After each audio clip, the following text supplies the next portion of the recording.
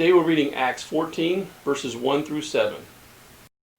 And it came to pass in Iconium that they went both together into the synagogue of the Jews, and so spake that a great multitude both of the Jews and also the Greeks believed. But the unbelieving Jews stirred up the Gentiles, and made their minds evil affected against the brethren. Long time therefore abode they, speaking boldly in the Lord, which gave testimony unto the word of his grace, and granted signs and wonders to be done by their hands. But the multitude of the city was divided, and part held with the Jews, and part with the apostles. And when there was an assault made, both of the Gentiles, and also of the Jews with their rulers, to use them despitefully, and to stone them, they were aware of it, and fled unto Lystra and Derbe, cities of Iconium, and unto the region that lieth round about. And there they preached the gospel. After getting kicked out of Antioch and Pisidia, Paul and Barnabas traveled to Iconium. I thought this might be a good point for us to review a quick map, since our missionaries have been traveling quite a bit in the last few passages. You can see in this map that they started in Antioch in Syria, went through Seleucia to Cyprus. There they had major stops in Salamis and Paphos, before going to Perga, and then to Antioch and Pisidia. In today's passage we find them in Iconium. By the time we finish chapter 14, they will have been back through those cities, visited Italia, and returned to Antioch in Syria. Feeling jet-lagged yet? Well, the busyness of their journey isn't the only thing that Paul and Barnabas will have to deal with. The start to their time in Iconium is like most other cities. Many believed and accepted Christ.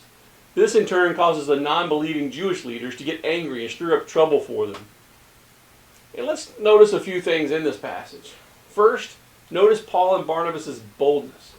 They didn't back down just because things got difficult. It says they stayed there a long time, speaking boldly. They reached a point where the city was divided between those who believed in Jesus and those who didn't. By now, the group of disgruntled unbelievers included Jews and Gentiles, asking their political rulers to have Paul and Barnabas killed. Wow, if we thought things were tough in Antioch, this is downright dangerous. But notice also God's protection. Verse 6 tells us they were aware of it. God made sure they knew the danger and were able to escape it.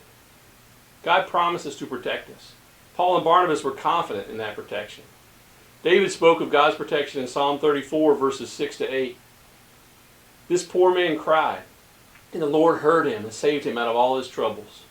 The angel of the Lord encampeth round about them that fear him, and delivereth them. O taste and see that the Lord is good. Blessed is the man that trusteth in him. The writer of Hebrews also pulled strength from the Psalms when he wrote in Hebrews 13, verse 6, so that we may boldly say, the Lord is my helper, and I will not fear what man shall do unto me. Notice Paul and Barnabas were focused on obeying God's call to preach the gospel. They didn't have time to worry or fret. They simply moved on to the next city and kept preaching. What about you? Are you willing to boldly tell others about what Jesus has done in your life? Or do we spend so much time worrying about things that we miss our opportunities to share the gospel? Leave your worries in God's hand and be busy with telling others the good news.